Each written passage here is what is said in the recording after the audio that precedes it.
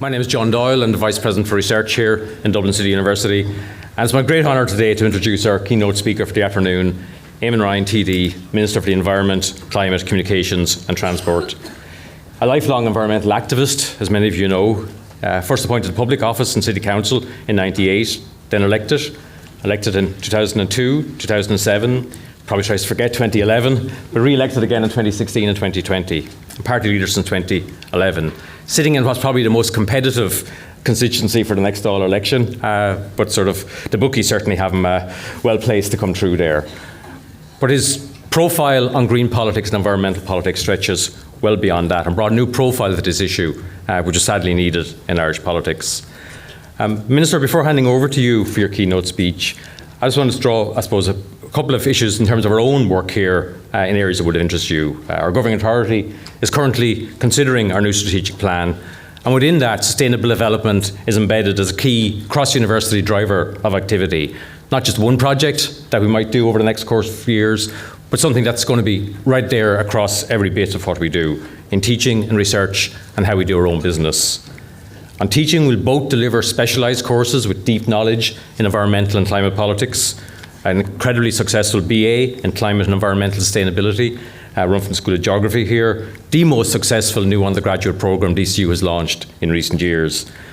And very many of the people running this conference today have likewise run the most successful master's programme we've launched in recent years, the MSc in Climate Change, really reflecting both the needs of people for those skills and I think also the needs of employers for people with that skill set, right through to PhD. But to balance that deep knowledge, we're also now at the midpoint of a full review of our taught curriculum in DCU. At the end, piloting a range of methods which will see education for sustainable development delivered in every single programme in DCU, delivered in a way that's meaningful and accessible to the students, whatever their disciplinary needs. So balancing that to sort of deep knowledge in certain places with absolutely cross-university curricular development elsewhere. On research and my own current responsibilities, some of the most significant grants awarded to DCU in the last 6 months I've been in this role have been in the broad area of climate and sustainability. On green hydrogen, colleagues in the School of Chemical Sciences, Mary Price, really trying to tackle that issue of the challenges of converting electricity power generated green into hydrogen. James Carton, our School of Engineering, dealing with the storage problems, particularly in the transport area, of deploying green hydrogen at full scale. A team led by Jennifer Dawn in our science faculty, a really innovative project using waste from brewers and distillers to manufacture compostable bioclastics in our own labs, using moving away from fossil fuel produced lab work.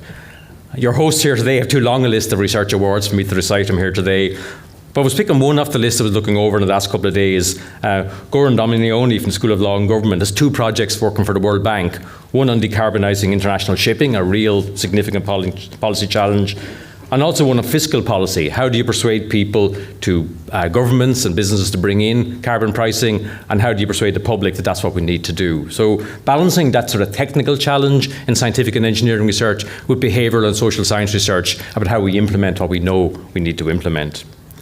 Finally, in managing our own resources, DCU rises is not just in the teaching and research. We've also, as a university, got to play some leadership role in how a large to medium-sized organisation actually does their own business in a more sustainable way.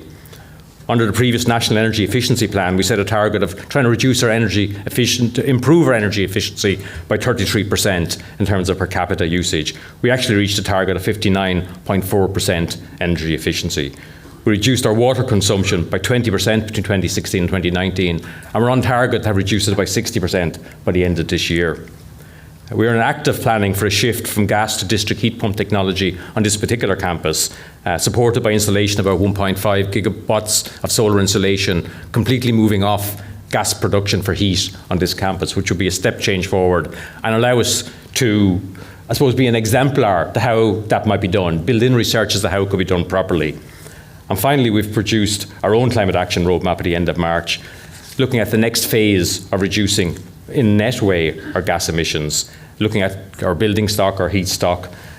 We wanted that in partnership with government. Some of it will absolutely require partnership with government. But I promise you that we will meet that challenge head on. Our PR will not be greenwashing. Where we have challenges, where we can't meet those targets, we will say so and discuss those in public. So now, without any further ado, I'll call to our podium our honoured guest, Eamon Ryan TD, Minister of Environment.